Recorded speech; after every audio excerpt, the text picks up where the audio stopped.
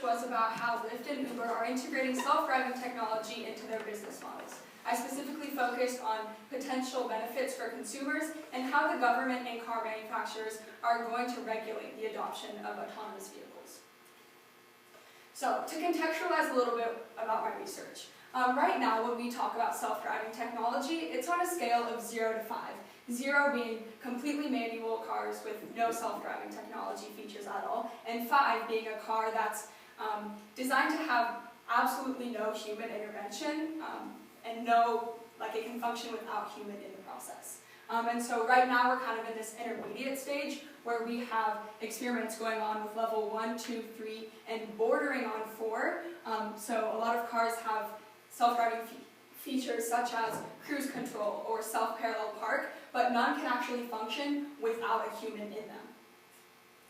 So for a few decades, companies like Tesla, Nissan, and Google's Waymo have been at the forefront of this research, but in the last few years, like the last 5 to 6, rideshare companies have begun experimenting with this. So Lyft and Uber, 2 companies that are pretty well known to us, have created their own branches of self-driving technology, and they have centers all around the country that are meant to see how realistically they can implement autonomous vehicles into their research as ride-hailing providers. So how that works with their apps and their platform for customers and other things like that. So with all that being said, this led me to my research question of the implications of them implementing this technology into their business models, but I specifically focused on the human impact. So how are consumers going to be affected by all of this? And I started my research with my primary, aspect of how are these cars going to be safer for people? Because there's a bunch of controversy on whether these cars, without human intervention, are actually going to be beneficial to the safety of our society. And a lot of people don't think they are, but my research led me to believe that they will be. Because human errors, when you think about the 37,000 on average car accidents per year in the United States, most of them are due to human errors such as getting distracted, getting drunk, driving while tired. And all of these things can be eliminated when you have computerized vehicles that have algorithms and programs implemented into their systems so that they can function without having these risky and kind of variables that can be eliminated through programs and algorithms. But critics of this technology say that they're going to be very susceptible to cyber attacks, which is a huge deal because they are computerized and are automated, that they're very susceptible to people being able to hack them.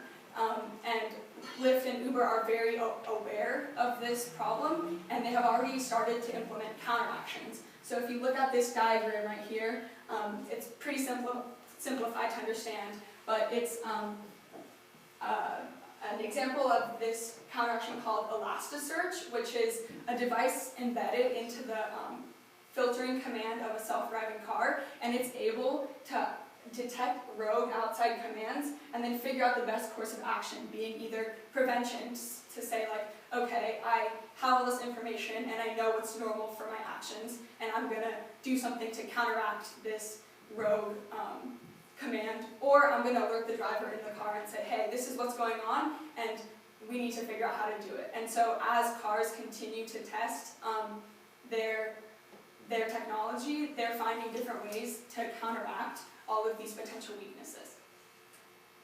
The second thing I focused on was urban planning. So we have this idealistic vision of what a future looks like with self-driving cars, and it's particularly important for what our cities are going to look like.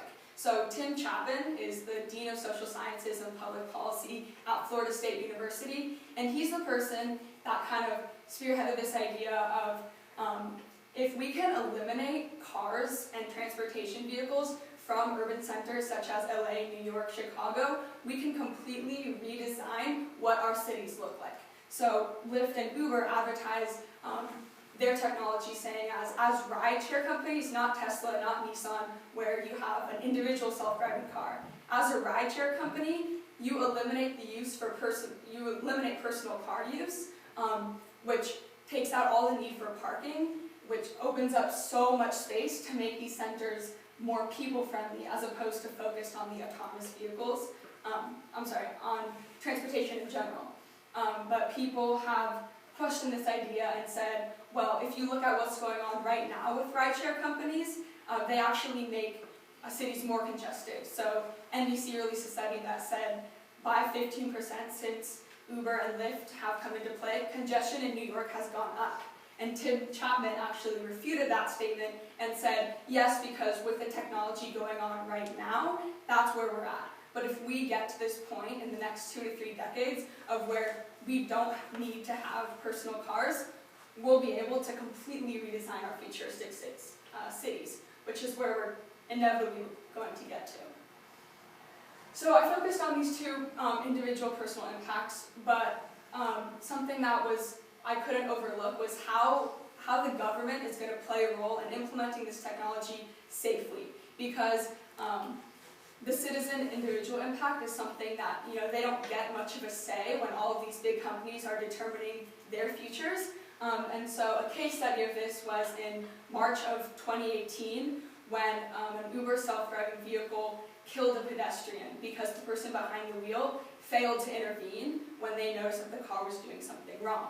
And so immediately after that happened, the reaction was super swift to how they could go about making the road safer. So federal government played a role in this by donating $100 million worth of funds to Lyft and Uber, and then also Tesla and Nissan to begin helping conduct more conclusive tests. And then they also donated 30 of that 100 million into cyber attacks as well. So that's another reinforcement for how we can respond to those potential weaknesses. And while both of these while federal regulation is huge, local regulation also plays a key role. So the day after this happened, the governor of Arizona released a statement that condemned Uber for their ability to not test this stuff safely. So then they suspended the testing, and Uber took it upon themselves to suspend their testing in all of their other centers across the country. So while the car manufacturers play a huge role, I found that government action is very necessary because these car manufacturers' main focus is to get their technology out there quickly. They want to be the first companies. So it's up to the government to set these safety precedents of, hey, yes, we understand why you guys are trying to do this quickly, but our number 1 priority has to be the citizen safety. Which brings me to my source connection. So as we read about Sophia, I was really struck by the fact that Hadil Sheikh was mentioned something about how her daughter couldn't get citizenship because her husband is Lebanese, and that's a law that prevents her daughter from getting citizenship, but a computer could get citizenship instead. So she was saying that I really don't feel valued by the government because of the status of me versus a computer. And so I tried to parallel that to what's going on in the United States and say, how does America go about implementing this technology with the citizen's best interest in mind first? And one small way that I found we can do that is through an MIT simulation called Moral Machine, and it gives the user of the website 2 different scenarios, and it's up to them to pick the lesser of 2 evils. And then once they do that, the results are analyzed by the people of the machine and sent out to car manufacturers so they can include the public opinion in their technology. And so it's moves like this in the right direction that are ultimately going to create the best outcome for American roads and to lead to a more convenient and overall successful, safe society. So these are my works cited. Thank you.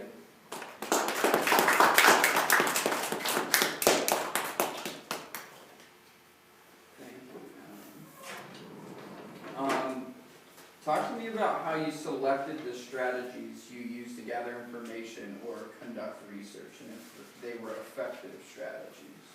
In all honesty, next time I go about this, I will go about it completely differently, because when I went into my research, I had to focus on the ethics of it, like what goes behind, what goes on in the manufacturer's mind of how I'm going to create this car to prioritize the pedestrians' lives over the people in the cars' lives and all this different stuff.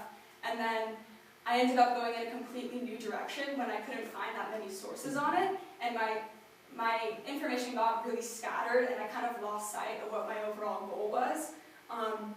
And so, in terms of whether my research strategies were effective, I was able to find a lot of very good level 2 sources and level 3 sources on what's going on, but those sources, while they were incredibly good for my research, it got kind of scattered with my overall end goal of what I was trying to do.